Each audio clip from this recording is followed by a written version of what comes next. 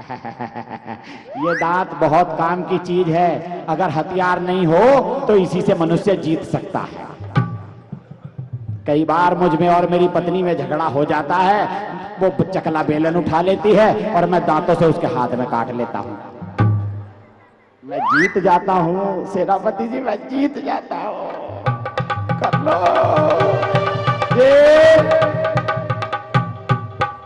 हो जाए दो हाथ। चलो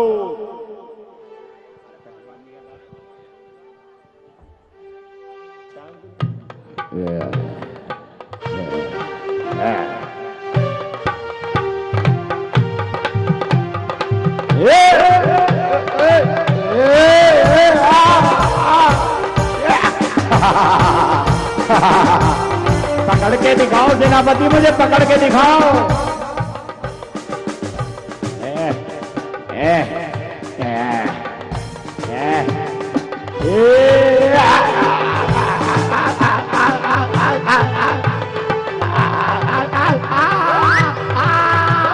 मर गया मर गया मर गया। कितना वो देखिए जरा कितना है। पकड़ के दिखाओ पकड़ के दिखाओ पकड़ के दिखाओ पकड़ के दिखाओ। देखिए जरा कितने कितना है दम।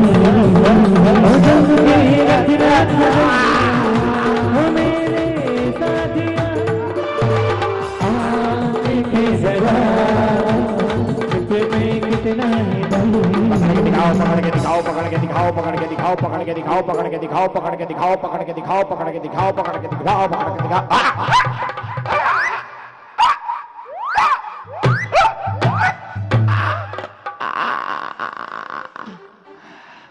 अपने घर जाकर अपनी पत्नी से कहूंगा, वही तुम पर हमला करेगी चकला बेलन से जब समझ में आएगा तुम्हें। पहलवान, अरे पहलवान आकर बचा ले मेरी जान, आजा पहलवान। आज युद्धशाला के पहलवान प्रस्तुत हो रहे हैं।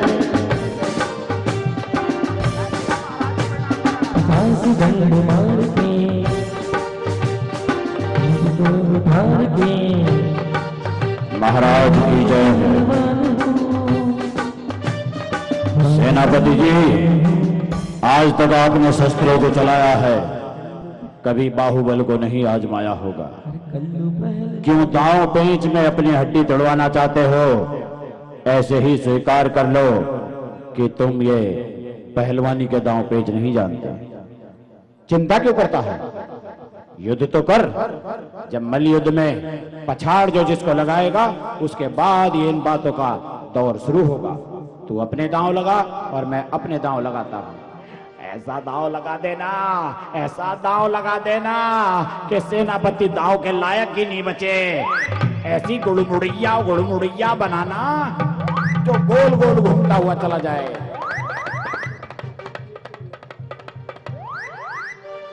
पचास डंड मार के बारों पेट मार के अरे भाई पहलवान है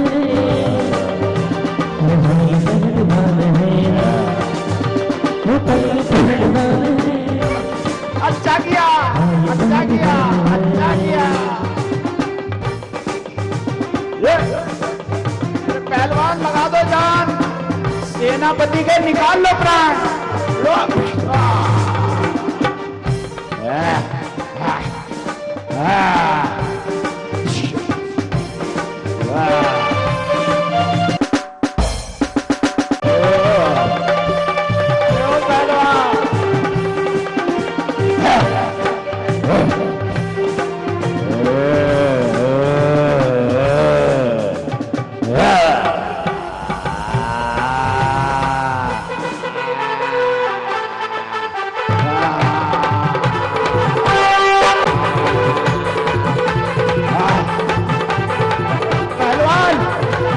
सेनापति के ऊपर गिर जा, ये तो वैसे ही बन जाएगा।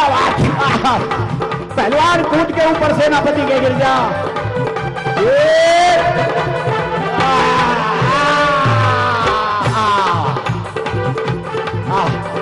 अरे क्या कर रहे हो पहलवान? सात समुंदर की अरे सात सुरों में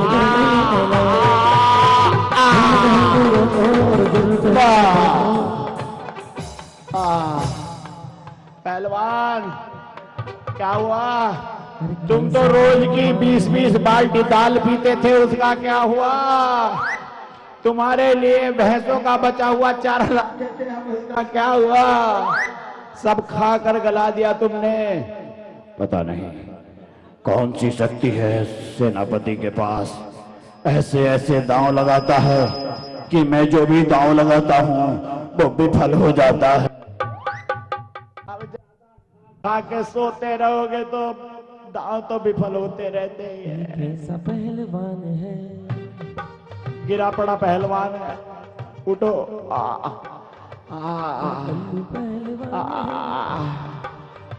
बहुत प्रसन्नता है सेनापति, निरंतर सावधानी रखना अपना कर्तव्य है।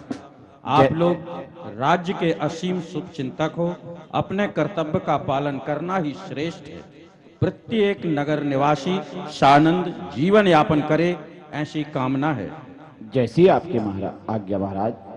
सदैव ध्यान रखा जाएगा और आपके बताए पद चिन्हों पर ही इस प्रजा को चलने का संदेश दिया जाएगा। यही कल्याणकारी है, यही सबकी हितकारी है महाराज। आपकी जय हो। प्रधानमंत्री से प्रजा की भलाई की जानकारी ले ली, सुरक्षा की जानकारी सेनापति से ले ली। महाराज निश्चिंत हुए, हमारी प्रजा सुखी रहेगी। परंतु अब ये मनु कैसे कहलाए और इनकी हम संतान कैसे बने, वह प्रसंग प्रारंभ होता है। ये युग के आदि का सतयुग प्रारंभ का समय है। कल्प वृक्षों ने अब काम करना बंद कर दिया है। प्रजा के जीवन यापन करने में संकट उत्पन्न हो गया है। उस संबंध में राज्यसभा में विचार विमर्श हो रहा है। पहले सभासद आ रहे हैं और अपना विचार रखते हैं राजभवन में।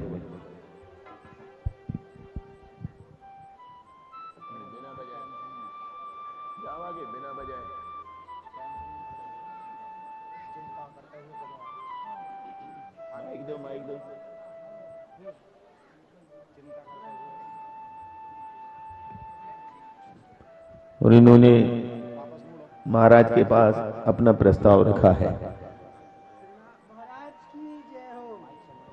महाराज की जय हो।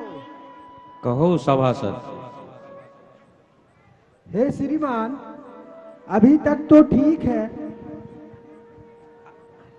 आपकी अनुकंपा से अभी तक तो ठीक है, मगर परंतु आगे देश हित में, देश का हित समुज्ज्वल दिखाई नहीं पड़ रहा है। महानुभाव, इसका क्या कारण प्रतीत होता है? निसंकोच कहिए। तो ये सभासद अपने प्रस्ताव तो रखा, पर महाराज ने प्रति प्रश्न कर दिया कि आपको इसमें क्या कारण दिखाई दे रहा है। तो ये तो नहीं बोल पाए। दूसरे सभासद उस प्रस्ताव के लिए बात लेकर के आते हैं।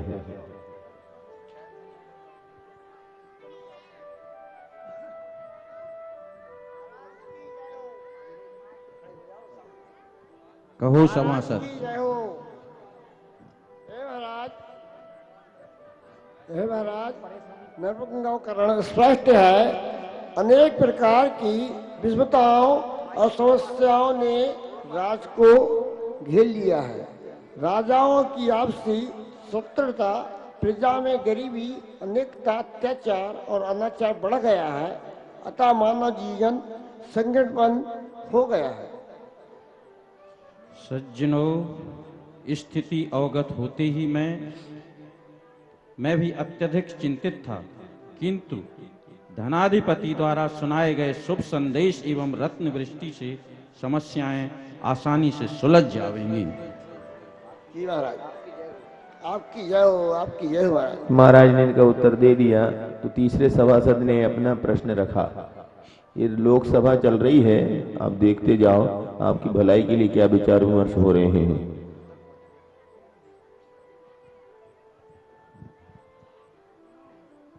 महाराज की जय हो। कहिए। प्रजापालक नरोत्तम, हम सब वह संदेश सुनने को अत्यंत उत्सुक हैं। आप दया कर विस्तार पूर्वक जानकारी देकर हमारी अभिलाषा पूर्ण कीजिए। यह विषम समस्याएं अब शीघ्र दूर हो जाएंगी। उन समस्त विषमताओं को मिटाने के लिए सर्वार्थ सिद्धि नामक कल्पातीत विमान से तीर्थंकर आदि ब्रह्मा अवतार लेने वाले हैं। ये महाराज प्रसन्न होकर के जाते हैं तो चौथे महाराज प्रसन्नता व्यक्त करते हुए सभा में आते हैं। अवसर अब आया निकट, सुना सुखद संदेश, पुण्य पुरुष का अवतरण होगा अपने देश, होगा अपने देश। आर्य श्रेष्ठ, आपके इस अभूतपूर्व संदेश से हम समस्याओं को विधिवत समाप्त करने वाले पुरुषोत्तम के स्वागत हेतु पलक पावड़े बिछा प्रतीक्षा रखते हैं। महाराज नाभिराय की जय, आदि ब्रह्मा आदि नाथ की जय हो, जय हो, जय हो, जय हो। अब इन्होंने संदेश तो दे दिया, क्योंकि वह संदेश कुबेर ने इनको नगरी रचना के समय सुनाया था। क्या सुनाया था? इस प्रजा को पालन करने वाले प्रजापति आदि ब्रह्मा अवतार लेने वाले हैं, जो प्रजा की भलाई करेंगे और यहां से मनुष्य की मनुष्यता प्रारंभ हो जाएगी। ये राज्यसभा में चल ही रहा था कि उधर महारानी मरुदेवी अपने शयन कक्ष से उठ करके प्रभु का ध्यान कर रही थी और अपनी दैनंदिन क्रियाओं से निवृत्त होकर के वो अचानक अष्टदेवियों के साथ राजभवन की ओर चल देती है। सावधान, होशियार, जगत जननी माता मरुदेवी राज्यसभा की ओर पधार रही हैं।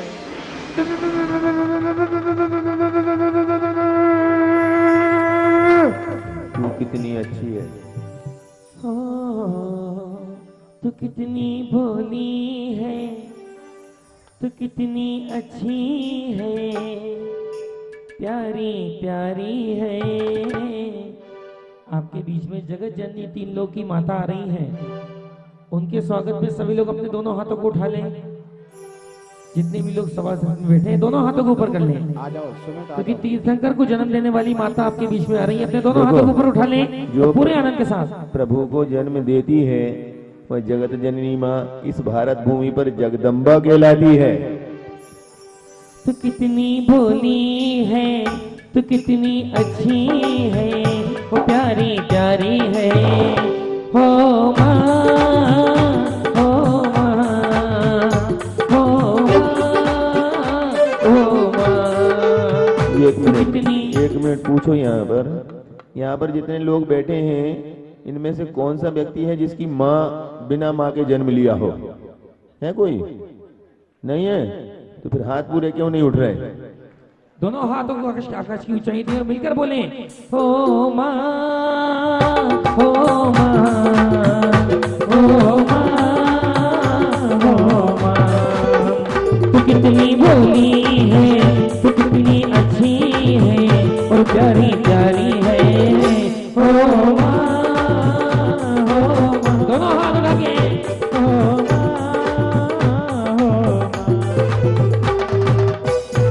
बच्चों की जान होती है, माँ बच्चों की जान होती है। वो होते हैं किस्मत वाले जिनकी माँ होती है। ये जो दुनिया है ये वन है कांटों का, तू फुलवारी है। ओ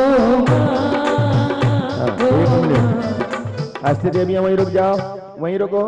बीच में से माता को आगे आने दो, बीच में से आने दो, वहीं रुक जाओ। पहले सचिन रानी कुबेर रानी स्वागत करेगी। सब लोग रुक जाओ, देवियां वहीं। सचिंद्रानी आगे आती है और सबसे पहले माता का सत्कार करती है भेंट दे करके। माता उनकी भेंट स्वीकार करती है और माता का सचिंद्रानी से मिलन होता है।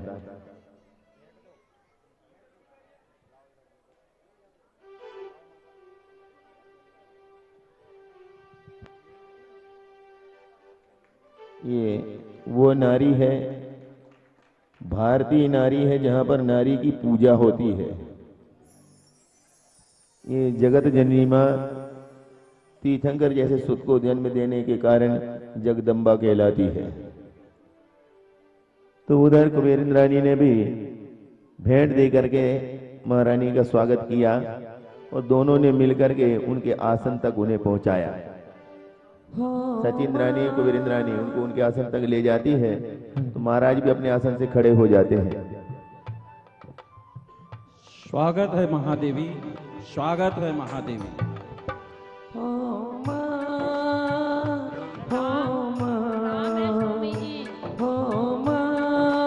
बैठिए, आइए।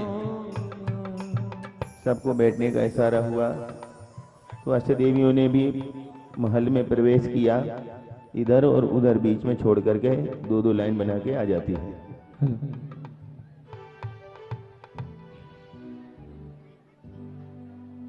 इस तरफ भी उस तरफ भी बीच में छोड़ के दो दो लाइन बना लो। देवी हो माता मरुदेवी,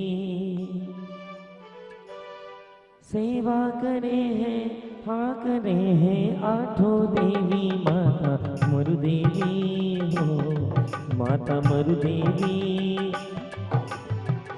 स्वागत करे हैं, हाँ करे हैं सारी देवी। माता मरुदेवी। अष्टदेवियां थोड़ा पीछे, बीच में जगह छोड़ो और पीछे आओ। पूरा राजमहल में कब्जा कर लिया। सर को पीछे और सर को भी देखो, जगह है पीछे, पीछे जगह नहीं छोड़ना। और सर को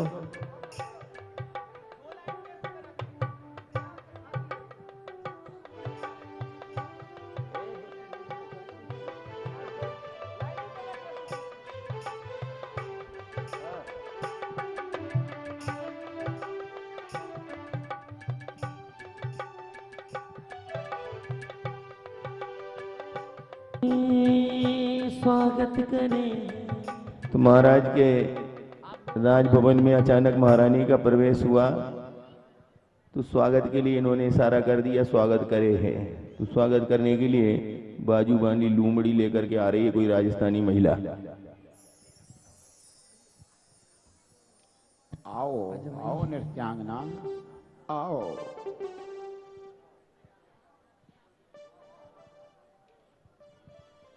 महाराज और महारानी को मेरा प्रणाम स्वीकार हो। सभी सभासदों को मेरा प्रणाम स्वीकार करो और थोड़ी थोड़ी जगह बढ़ा दो।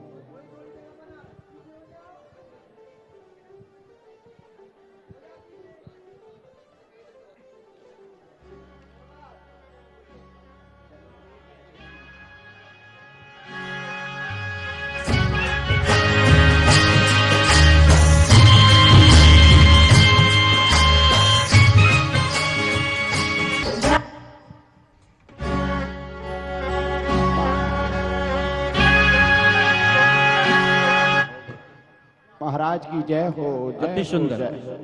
ये लो उपहार ग्रहण करो।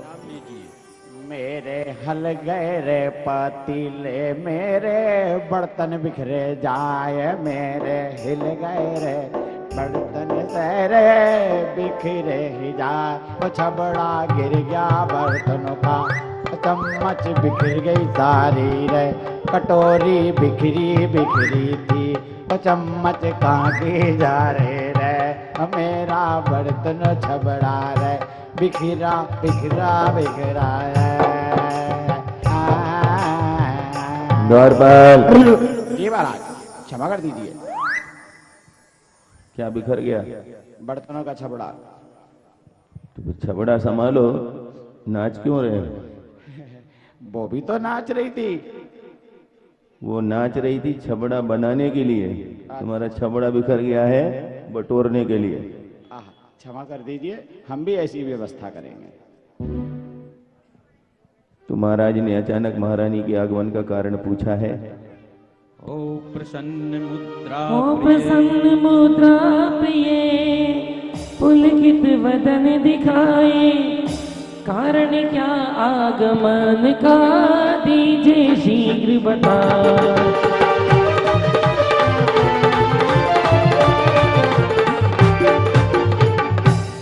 हे प्रिय, आपके अचानक आगमन एवं प्रसन्नता का कारण जानना चाहता हूं।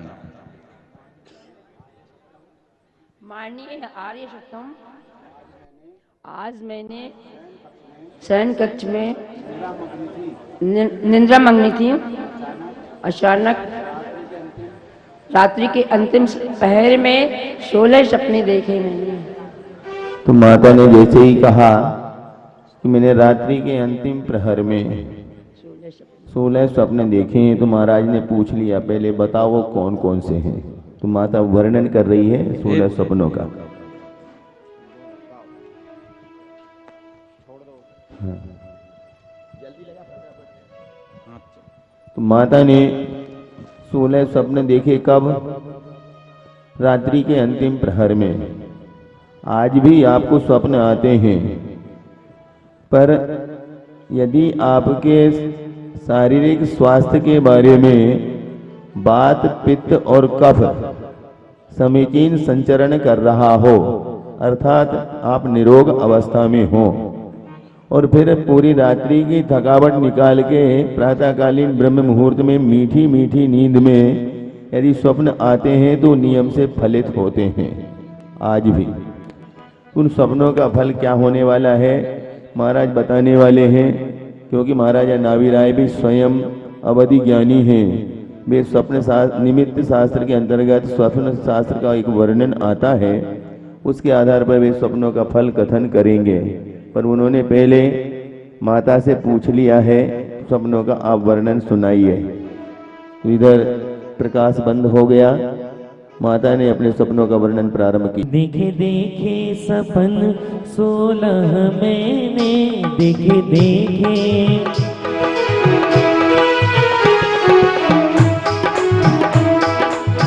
ऐरावत हाथी एक देखा, ऐरावत हाथी एक देखा, विचरण करता धरती पे देखे देखे, ओ देखे देखे सपन रे माता देखे देखे। श्वेत रूप है वृषभ अनोखा, श्वेत रूप एक वृषभ अनोखा,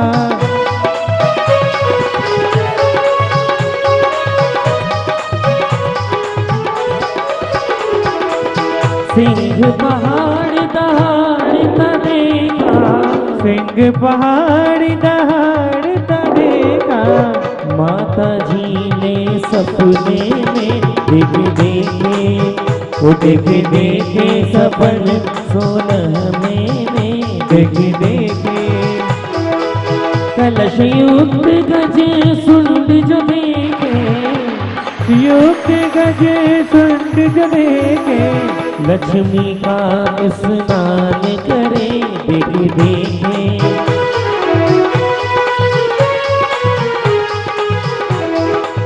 पुष्पयुक्त मालाएं देखी, पुष्पयुक्त मालाएं देखी,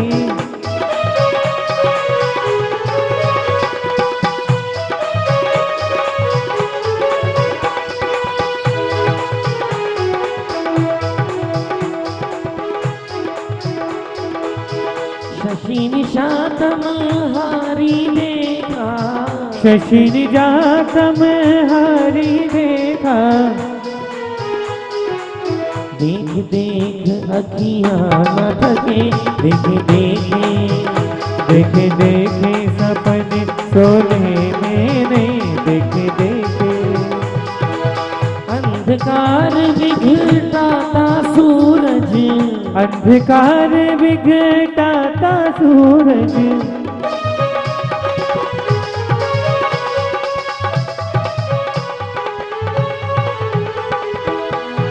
मछली का एक जोड़ा देखा, ओ मछली का एक जोड़ा देखा। हेलोजन बंद निकालो कैमरे वाले।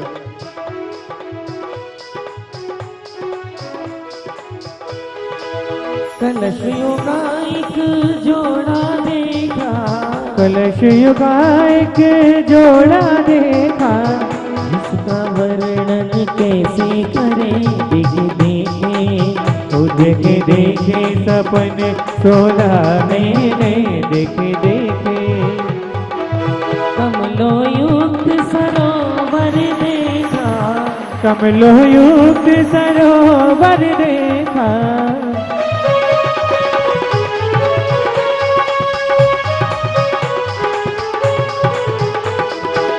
सागर उठती लहरों वाला, सागर उठती लहरों वाला।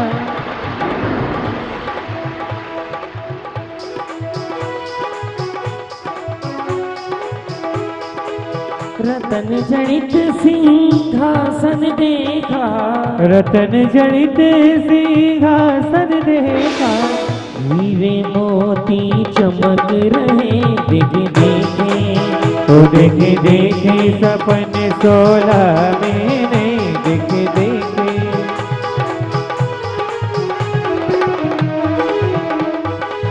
स्वर्ग विमान दिखा अति प्यारा, स्वर्ग विमान दिखाती प्यारा। स्वर्ग विमान भू से निकलता भवन धरने दर, भू से निकलता भवन धरने दर। अचरज में नैना मेरे देखे देखे ओ देखे देखे सपन 16 मैंने देखे देखे। रतन राशि का ढेर जो देखा, रतन राशि का ढेर जो देखा।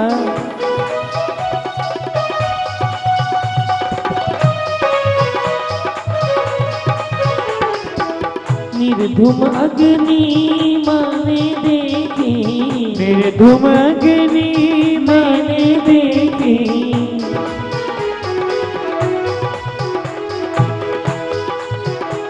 और अंतिम सूक्त में मुख प्रवेश वृष करता देखा, मुख प्रवेश वृष करता देखा। जिसका वर्णन कैसे करें, देखे देखे ओ देखे देखे सपन 16 मैंने देखे देखे। ओ देखे देखे सपन 16 मैंने देखे देखे, ओ देखे देखे, ओ देखे देखे। और इस तरह माँ ने अपने सपनों का वर्णन कर दिया और आपने भी देखा। माँ ने एक से बढ़कर के एक स्वप्न देखे, पर एक भी स्वप्न में उन्होंने ये नहीं देखा कि हमें कोई गड्ढा दिखाई दे रहा हो या कोई सांप बिच्छू दिखाई दे रहा हो। ऐसा कुछ भी स्वप्न में दिखाई नहीं दिया। ये सब कब देते हैं? तो शरीर में जब कोई विकृति होती है, दिमाग में जब किसी प्रकार की फितूरी आ जाए, तब इस प्रकार के खोटे स्वप्न आते हैं। जब मन प्रसन्न हो, शरीर स्वस्थ हो, वात पित्त का कफ का संचरण समीचीन हो, तो उस समय रात्रि के अंत प्रहर में आने वाले स्वप्न शुभ होते हैं, मांगलिक होते हैं। तो इनका वर्णन माँ ने किया। तो महाराज ने अपने अवध ज्ञान से निमित्त शास्त्र के आधार पर स्वप्न शास्त्र के जो वर्णन है उसमें से उन्होंने उसका फलादेश किया। और फलादेश में उन्होंने कह दिया, ऐसे स्वप्न उसी को आते हैं जिसकी कुक्षी से 3 लोक के नाथ जन्म लेते हैं। सबको नहीं आते, एक साथ 16 है। और ऐसे सब स्वप्न उन्हीं को आते हैं जो 3 लोक का उद्धार करने के लिए इस धरती पर अवतरित होते हैं। पर उन्होंने तो 16 कह करके 17 सुनाए। बात 17 हो गई कि नहीं? 16 कह रहे हैं और 17वें नंबर पर भी बोल रहे हैं। मैंने अंत में यह भी देखा कि मुख से एक वृषभ प्रवेश कर रहा है, तो वो स्वप्न नहीं है, वह फलित हो रहा है और आपके मुख से प्रभु आपके गर्भ में प्रवेश कर चुके हैं। अर्थात माता गर्भवती है। यह बताने के लिए आज की इतनी सभा चली। अब इस सभा से ये जब ज्ञात हो गया तो क्या होगा, प्रभु का गर्भ में आए हैं तो अब उनका जन्म भी होगा, तो उसकी सूचना हम देते हैं। अब सेवा प्रारंभ होगी अष्ट देवियों 56 देवियों के द्वारा। तो हम पहले सभा परिवर्तित करते हैं, फिर आपको कल की सूचना देते हैं। खुशियां दौड़ गई, सब मिले जाती हैं, भक्ति करते हुए सभा में परिवर्तन होता है। सब मिल मनाए खुशियाँ। आप लोगों को खुशी है कि नहीं? भगवान गर्भ सब लोग खुशियां मनाएंगे। प्रभु गर्भ में आए हैं तो जन्म जरूर होगा। सब मिल मनाए खुशियाँ ललन माता को मिलेंगे। सब मिल मनाए खुशियाँ ललन माता को मिलेंगे। वो सब मिल मनाए खुशियाँ ललन माता को मिलेंगे। जब प्रभु गर्भ माही आएंगे, जब प्रभु गर्भ माही आएंगे। और अब से रतन बरसेंगे ललन माता को मिलेंगे। अब से रतन बरसेंगे ललन माता को मिलेंगे।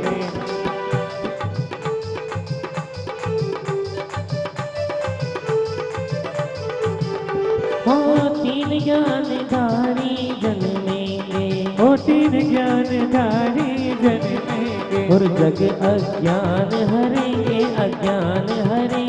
ललन माता को मिलेंगे। सब अज्ञान हरेंगे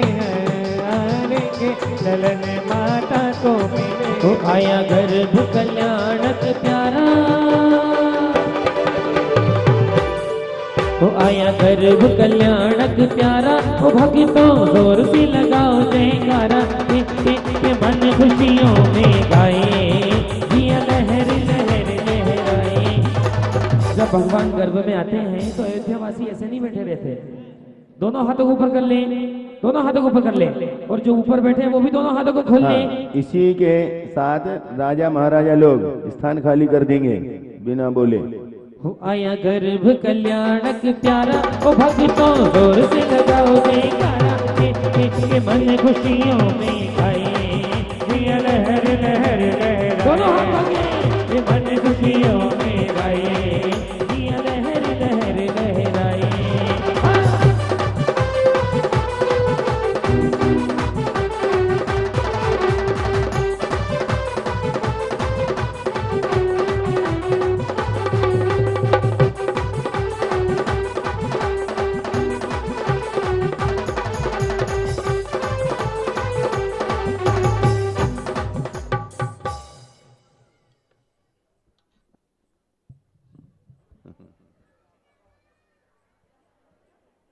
अब अष्टदेवियां माता को उनके रनिवास की ओर ले जाती हैं, तो महाराज भी राज सिंहासन छोड़ देते हैं। माता मरु देवी हो, माता मरु देवी। देवियों माता को ले आओ, आगे ले आओ।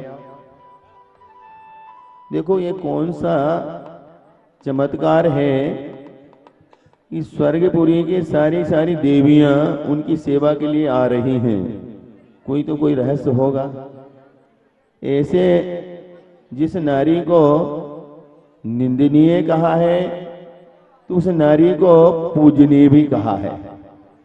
यदि वासना की ओर उसकी उपयोग होता है तो वह निंदनीय है, और यदि उसकी शक्ति का उपयोग होता है, उनके पुण्य का सदुपयोग होता है, तो वह नारी पूजनीय भी है। और नारी शक्ति के सामने कोई दूसरी शक्ति चलती नहीं है। तो ऐसे उस नारी शक्ति के ऐसे पुण्य का कौन सा उदय आया कि नारी होकर के, स्त्री पर्याय होकर के भी ऐसा शादी से पुण्य जागा कि तीर्थंकर जैसे 3 लोक के उद्धारक प्रभु को अवतार देने का अवसर उसे मिल रहा है। ऐसी नारी सर्वत्र पूज्यते। स्वर्ग की देवियां, स्वर्ग के देवगण लालाए थे उनकी सेवा के लिए, उनकी पूजा अर्चना करने के लिए। कारण यही है कि त्रिलोकीनाथ इस धरती पर अवतरित होने वाले हैं। ए बाली नहीं, ऊपर वाला उठाओ सोफा। महाराज को छोटी वाली दे दो, वो ऊपर वाला नीचे रख लो। अब सुनेंगे आप कल के कार्यक्रमों की एक बार व्यवस्थित सूचना। अभी थोड़ा सा बचा है। व्यवस्थित है अष्ट देवियों के द्वारा सेवा, 56 देवियों के द्वारा सेवा, और यहाँ पर 56 देवियों की संख्या उतनी है जितनी अष्ट देवियों की होनी चाहिए, और अष्ट देवियों की संख्या उतनी है जितनी 56 देवियों की होनी चाहिए। देखो अतिशय नहीं तो और क्या है। अभी बैठ जाओ आगे। देखो अभी माता की सेवा के कुछ कार्यक्रम आपको दिखाते हैं। प्रभु के सद्भाव में किस प्रकार से माता आप सबका उद्धार करने के लिए रास्ता खोलती है।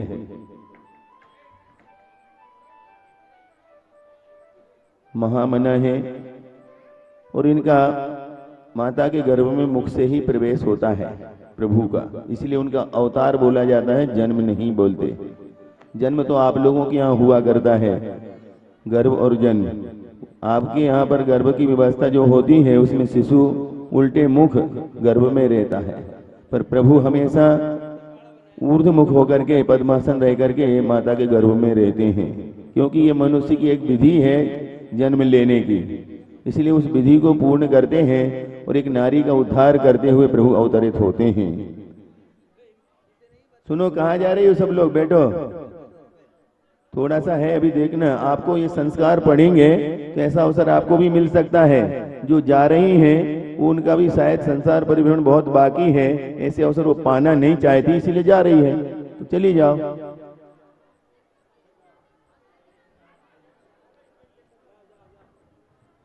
हाँ चले जाओ, चले जाओ। आपको उधर देखना है, स्वप्न देखना है, रास्ते में मिलेंगे 2-4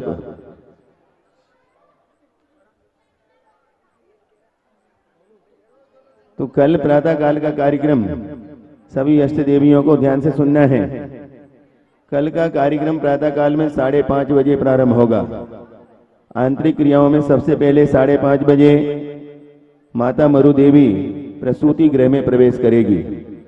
सचिंद्रानी, कुबेर की इंद्रानी, सौदरमिंद, सचिंद्रानी, महायज्ञ नायिका, महायज्ञ नायक, ये 5:30 बजे आंतरिक क्रियाओं के लिए अंदर उपस्थित रहेंगे अष्ट देवियों के साथ। समय पर नहीं आने पर अंदर प्रवेश नहीं मिलने वाला। समय का ध्यान रखेंगे। आप जो बाहर जाते हैं और आप बाहरी हो जाते हैं तो बाहर ही रह जाओगे, इसलिए आंतरिक क्रियाओं में जिनको कहा जा रहा है वो समय पर उपस्थित होंगे तो ही अंदर प्रवेश मिलेगा, अन्यथा उनको जन्म देखने के लिए नहीं मिलेगा। और वैसे भी भारतीय संस्कृति में प्रसूति गृह में पुरुषों को देखना मना है कि नहीं? हाँ, तो इसलिए 5:30 बजे से आंतरिक क्रियाएं प्रारंभ होंगी, जाप भक्तियां होंगी वहां पर। तो ठीक 6:02 पर प्रभु का जन्म होगा। प्रभु का अवतरण होते ही आप सब खुशियां मनाएंगे, बधाइयां होंगी। जब तक बधाइयां होंगी तब तक आपकी टेबल पूजन की द्रव्य नहीं मिलेगी, नहीं तुम खुशियों में सब वही बांट दोगे। और खुशियां मनाने के पश्चात जब आप खुशी मना चुकेंगे तो यहाँ पर अभिषेक होगा, शांति धारा होगी, नित्यमय पूजन होगी। नित्यमय पूजन के साथ महाराज श्री का आगमन होगा। महाराज श्री का आगमन कल 8:30 बजे है। 8:30 बजे महाराज श्री का आगमन होगा। गुरु महाराज की पूजन होगी, महाराज श्री की मंगल देशना होगी। और ठीक 9:15 बजे यहाँ पर सौदरमिंद्र की इंद्र सभा और महाराजा रावी राय का राज दरबार एक साथ लगेगा। और उस दृश्य के द्वारा आपको प्रभु के अवतरण के सारे वृतांत को लेकर के आपको जीवन धन्य करने का वृतांत बताया जाएगा। उसमें आप देखेंगे कि हम प्रभु के अवतरण पर अपना कैसे जीवन धन्य कर सकते हैं और कैसे नारी पर्याय का छेदन होता है। प्रथम दर्शन करके बालक को बाहर लाती है, सौदरमिंद मांगते नहीं देती है। ऐसा वह दृश्य उपस्थित होने वाला है ठीक 9:30 बजे। जिनके भाग्य में होगा वही देख पाएंगे, जिनके भाग्य में नहीं होगा वो जाने। और ठीक 10:30 बजे यहाँ से एक ऐरावत हाथी पर, सफेद 7 सूंड वाले हाथी के ऊपर सवार होकर के प्रभु का जन्माभिषेक जुलूस शहर के अंदर जाएगा और वहां से होता हुआ पांडुक शिला पर पहुंचेगा। पांडुक आपने शायद मार्ग तय कर लिया होगा, जहाँ से यहाँ से जाते हुए जहाँ से आपने एक बाईपास बनाया उस मार्ग से होता हुआ पांडुशिला पर पहुंचेगा। तो पांडुशिला पर उनका प्रथम जन्माभिषेक किया जाएगा। जन्माभिषेक के पश्चात बालक का श्रृंगार होगा, वापस आएंगे। दोपहर में 1 बजे से गुरु गौरव गाथा यहाँ पर बच्चों ने तैयार की है, दिखाई जाएगी। आज हमें भगवान नहीं मिले, पर भगवान से भी कम नहीं मिले। वो वर्धमान थे तो ये वर्तमान है। ऐसे चलते फिरते भगवान के जीवन चरित्र को आपके सामने ये बच्चे प्रस्तुत करेंगे गौरव गाथा के द्वारा। उसके तुरंत पश्चात महाराज श्री का आगमन होगा। महाराज श्री 2 बजे मंच पर विराजमान होंगे। महाराज श्री के सानिध्य में कल हम आपको एक नाटक दिखाएंगे, बीज बो बबूल के आम कहां से पाओगे। कल का नाटक होगा बीज बो बबूल के आम कहां से पाओगे। माने इस नाटक का नाम है, उसको आप देखने के बाद देखेंगे तो यह कलाकारों के द्वारा दिखाया जाएगा। महाराज श्री की मंगल देशना होगी। शाम को आरती के पश्चात शास्त्र प्रवचन, और उसके बाद आप यहाँ पर देखेंगे सोदरमिंद्र का तांडव नृत्य। सोदरमिंद्र के तांडव नृत्य के उपरांत यहाँ पर पालना झुलाया जाएगा। पालना के साथ आपको बाल कीड़ा भी दिखाई जाएगी। जिनको अपने बालकों को देव कुमार बना करके प्रभु के साथ बाल कीड़ा करवानी हो, वे अपने बच्चों को जो स्वतंत्र खेल सकते हैं, खेलने के बहाने उनके मम्मी पापा गोदी में लेके ना आए। ऐसे स्वतंत्र खेलने वाले बच्चे, भले ही वो 3 साल के हों, 3 साल से 10 साल के बीच के ही बच्चे रखे जाएंगे। इन बच्चों के आप नाम लिखा करके उनको पहले से तैयार कर दें और व्यवस्थापक उनके उतने खिलौनों की व्यवस्था कर दें ताकि यहाँ पर बाल कीड़ा हो सके। और बाल कीड़ा और पालना के बीच में हो सकता है एक आध नाटक दिखाया जा सकता है छोटा सा। शायद उस नाटक का नाम भी है त्रिया चरित्र है। एक त्रिया वो है जो पूजनीय है, एक त्रिया वो है जो अपने चरित्र के द्वारा आपको डुबा भी सकती है तो बचा भी सकती है। इस भाषा को लेकर के एक त्रिया चरित्र आपको दिखाया जाएगा। इस तरह से आप देखेंगे कल के कार्यक्रम। माता रनिवास में पहुंच चुकी है। अष्ट देवियों को यह ज्ञात हो गया है कि माता के गर्भ में प्रभु आ चुके हैं। तो सबसे पहले अष्ट देवियां माता की आरती उतार रही हैं। मैं तो आरती उतारूं रे।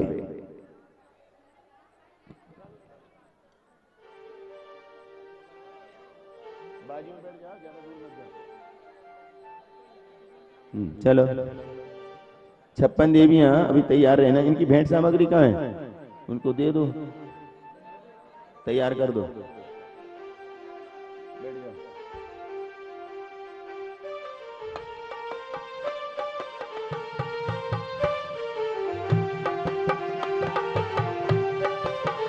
मैं तो आरती उतारूं रे मरुदेवी माता की। मैं तो आरती उतारूं रे मरुदेवी माता की। जय जय मरुदेवी माता, जय जय माँ। जय जय मरुदेवी माता, जय जय माँ।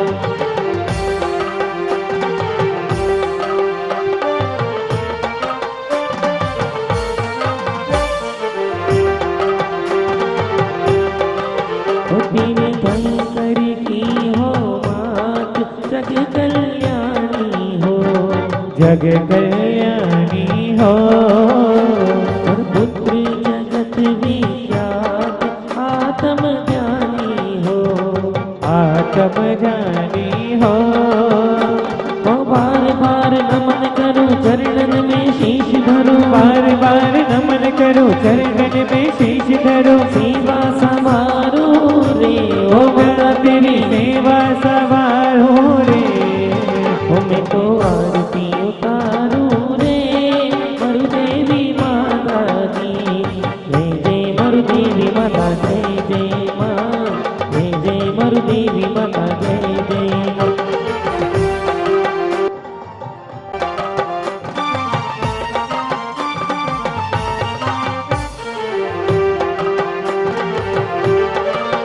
घर घर में मंगलाचार बजत बधाई हो। बजत बधाई हो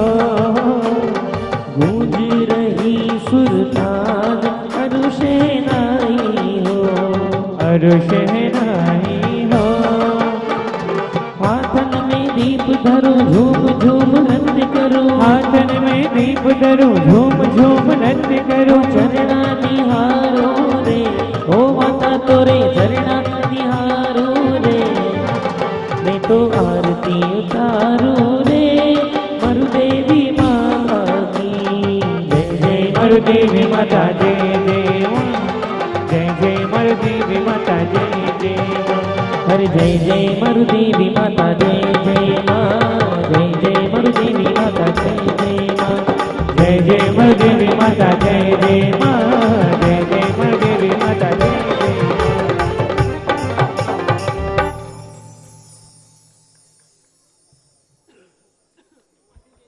चलो 56 देवियों को पहले बीच में भेजो, वहां से वो पहले नृत्य करते हुए आएंगी, फिर आगे सेवा दिखाई जाएगी।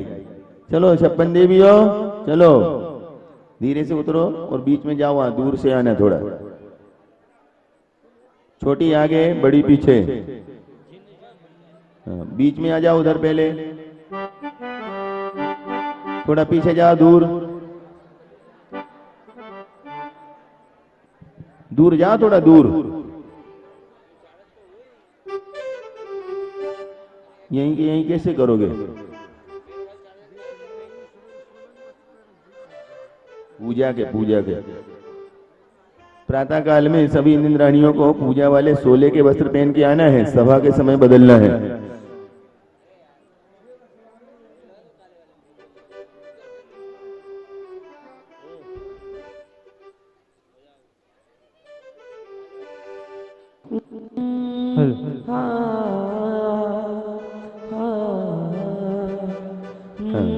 चलो वहां से बढ़िया भक्ति करते हुए आएंगे 56 देवियां।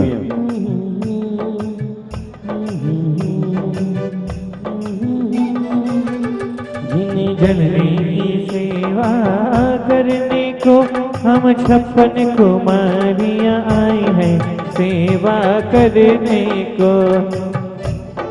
जिन्हें जननी की सेवा करने को यह 56 कुमारियां आई है सेवा करने को। जिन्हें जननी की सेवा करने को देखो 56 कुमारियां आई है सेवा करने को।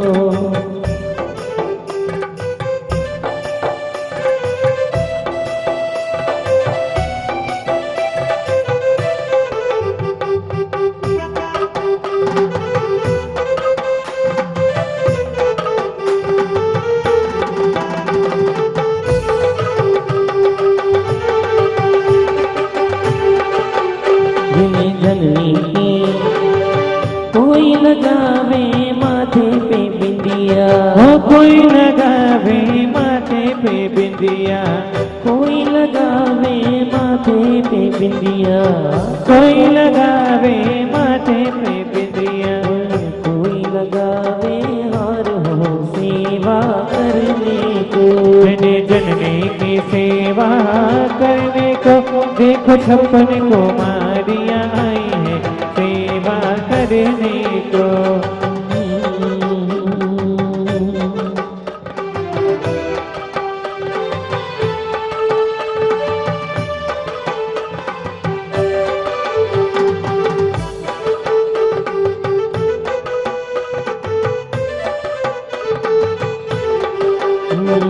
मन लेके आई माता तुम्हारी शरण में, शरण में सेवा को आई माता तुम्हारी शरण में। हर हर सुख पाए सब सुख पाए माता तुम्हारी शरण में। ओ सब सुख हर सेवा को आई माता तिहारी शरण में। शरण में सेवा को आई माता तुम्हारी शरण में। जय जय माँ मरुदेवी माँ, जय जय माँ मरुदेवी माँ, जय जय माँ मरुदेवी माँ, जय जय माँ मरुदेवी माँ।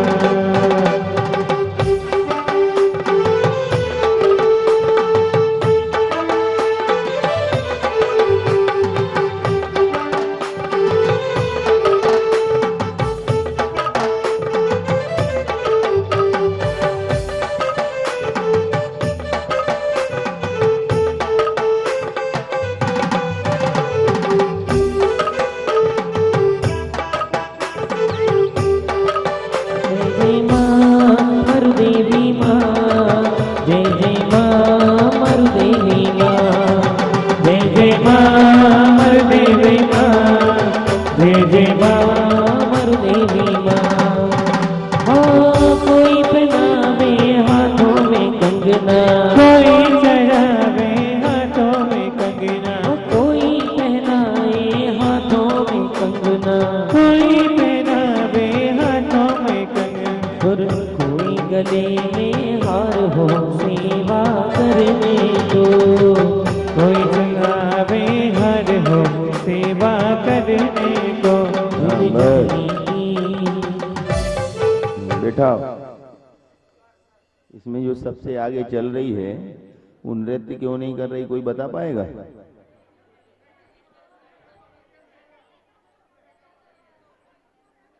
कोई नहीं देख पाया, हमने देख लिया। उसको नृत्य नहीं करने के लिए कारण बनी उसकी अंगूठी, वो ऐसी कर रही है कहीं गिर न जाए। उसको पहना दी गई है, वो गिरने के चक्कर में हाथ नहीं उठा रही, ऐसी कर रही है। बैठ जाओ, खड़ी किस खुशी में हो गई, बैठो।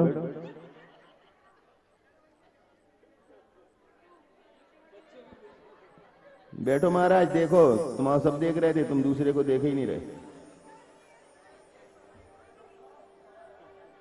थोड़ा सा ही बचा है, 10-15 मिनट ही लगेंगे, इससे ज्यादा नहीं लगने वाले। बैठ जाओ, वहां जाके भी क्या करोगे? अब बच्चे तो हमने यहाँ कब्जे में है, लेके जाओगे जब तू जाओगे। बैठो। हाँ सुनो, अब ये 56 देवियां भी शामिल हो गई। संख्या आपको उल्टी दिखी कि नहीं? जितनी अष्ट देवियां होनी चाहिए थी उतनी 56 देवियां हैं, और जितनी 56 देवियां होनी चाहिए थी उतनी अष्ट देवियां हैं। तो ये कोई बड़ी बात नहीं है। ये अष्ट कुमारी का है जो है, ये सुनो, गुरूर न करे, ये 56 देवियों में से ही आती है, अलग से नहीं आती। ये तो सटकुला चल के रहने के कारण सट कुमारी का कहलाने लगी हैं, पर इनकी गिनती भी 56 देवियों में से ही है, ये अलग से कुछ भी नहीं है। पर नियोग पूरा करने के लिए सट कुमारी के रूप में आ गई तो अपने आप को वो नहीं समझे हम बहुत बड़ी हैं। 56 देवियों में से ही हो, तुम्हारा अस्तित्व तो 56 देवी में ही है। तो जब माता के गर्भ में शिशु आए तो आपको देखना हो तो हम दिखा सकते हैं, नहीं देखना हो तो वो रोक सकते हैं। अष्ट देवियां भिन्न भिन्न प्रकार से माता से प्रश्न पूछती है और माता बड़ी सरलता से उत्तर देती है। देखना है, हमारी तरफ से तैयार है, वो आपको देखना हो तो बताओ, दिखाएं। तो प्रश्नोत्तर वाली देवियां सावधान हो जाए और एक एक करके अपने प्रश्न लेकर के आती है और माता से प्रश्न पूछती है।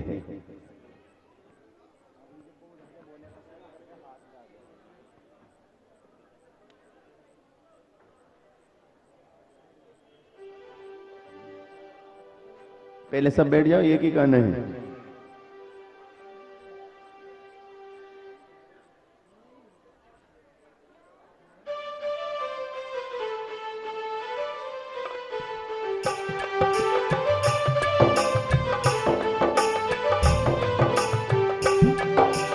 मरण समय में जीव ये, मरण समय में जीव ये करे कौन सा काम? मातुश्री बतलाई है करती तुम्हें प्रणाम, मैया करती तुम्हें प्रणाम। माता उत्तर दे रही है, हे देवी, बहुत माता को सब आता है, सुना माता। मरण समय समता धरे और शांत परिणाम, मरण समय समता धरे और शांत परिणाम। सुख अभिलाषी जीव को करना है ये काम। देखो, जिसको परभव में सुख चाहिए हो तो मरते समय क्या करना चाहिए? घबराना नहीं चाहिए, संकलेश नहीं करना चाहिए, हाय तो वह नहीं मचाना चाहिए। क्या करना चाहिए? समता परिणाम रख करके शांत चित्त होकर के बहादुरी के साथ इस शरीर को छोड़ देना चाहिए। चलो अगली देवी।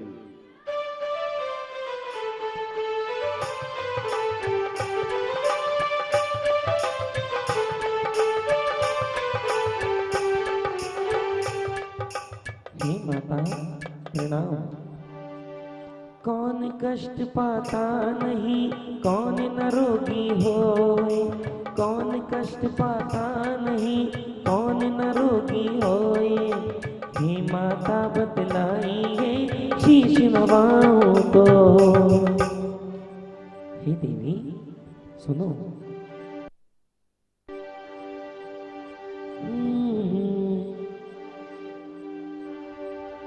जो विवेक पूर्वक करे भोग और उपभोग, जो विवेक पूर्वक करे भोग और उपभोग, वही कष्ट पावे नहीं, ना ही लगे तन रोग। कौन कष्ट नहीं पाता? तो जो भोग उपभोग को समीचीन जितना आवश्यक है उतना ही करे, बाकी का धर्म ध्यान में लगाए, तो वो कभी कष्ट नहीं पाता है।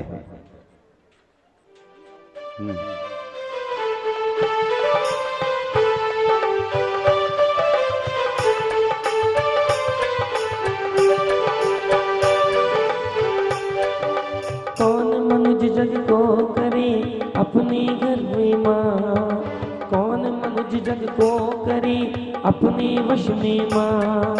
यही विनय है आपसे, उत्तर दे दो मात, उत्तर दे दो मात। ऐसा कौन व्यक्ति है जो दुनिया को अपने वश में कर लेता है? तुम्हें पता है क्या? तो बता रहे हैं, पहले सुनो माता। हे देवी सुनो।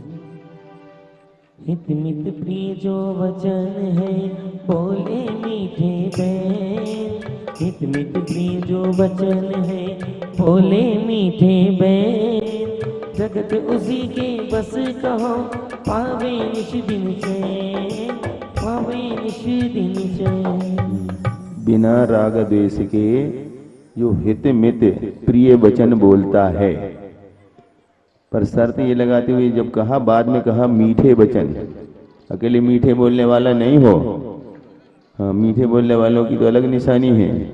लंबा तिलक मधुर है वाणी, बदमाशों की यही निशानी है। परंतु मीठी वाणी के साथ साथ वह हित मित और प्रिय हो, तो वह सारी दुनिया को अपने बस में कर लेता है।